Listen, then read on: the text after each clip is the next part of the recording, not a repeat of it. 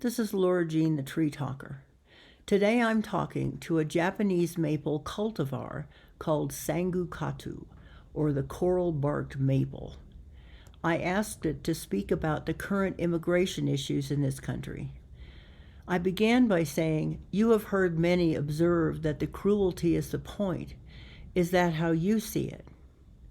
"Yes and no," it said. "As you may have already realized, the cruelty is not the primary intent, but is experienced by the enactors of these offensive policies as a gratifying side effect, something akin to masochism.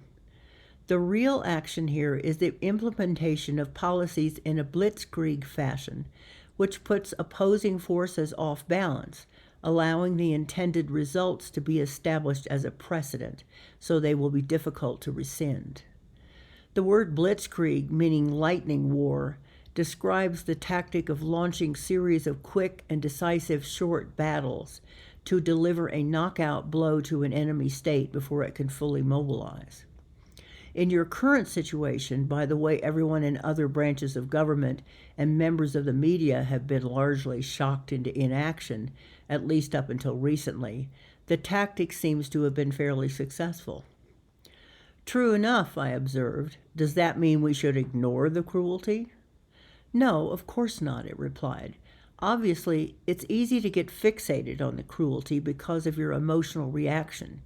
But, however outrageous the cruelty is, it is not the main goal of those engaging in these tactics. The real point is power and domination over the system of democracy itself, the system that proclaims that there is equal justice under the law." "Pretty ambitious," I said. "Sounds like it's a great time to be a lawyer." "Seems so," it answered. "Of course, equal justice for all is only an expressed ideal. The reality, as it operates in everyday cases in your courts, is much more subtle and has been slowly chipped away at through the influence of money.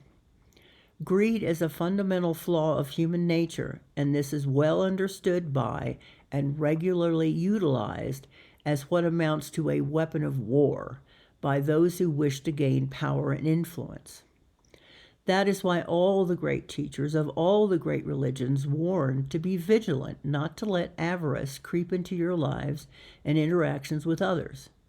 The instinct to not only protect what you have, but acquire more and more, even if it is by shameful means, is present in the hearts of all but a few rare individuals. However, avarice is a fault that can be self-recognized easily and countered, although the act of countering is what requires some work. Once someone has been seduced by the lure of riches, it is very hard to pull away. It brings on a kind of insanity. "Well," I said, "I guess you could say that ultimately all our problems boil down to greed." It replied, "That could be the truth. However, in terms of the cruelty, those enacting these policies at their nastiest simply regard the victims as useful pawns, or at the nicest as collateral damage. The challenge to those employed in righting these wrongs is to be able to work on multiple issues simultaneously. But, as you say, great time to be a lawyer, and we can tackle the issue of greed with a capital G some other time." And that's all of my conversation with Sangukatu, the coral-bark maple. If you enjoy my conversations with the trees, please like, subscribe, and share with your nature-loving and somewhat broad-minded friends.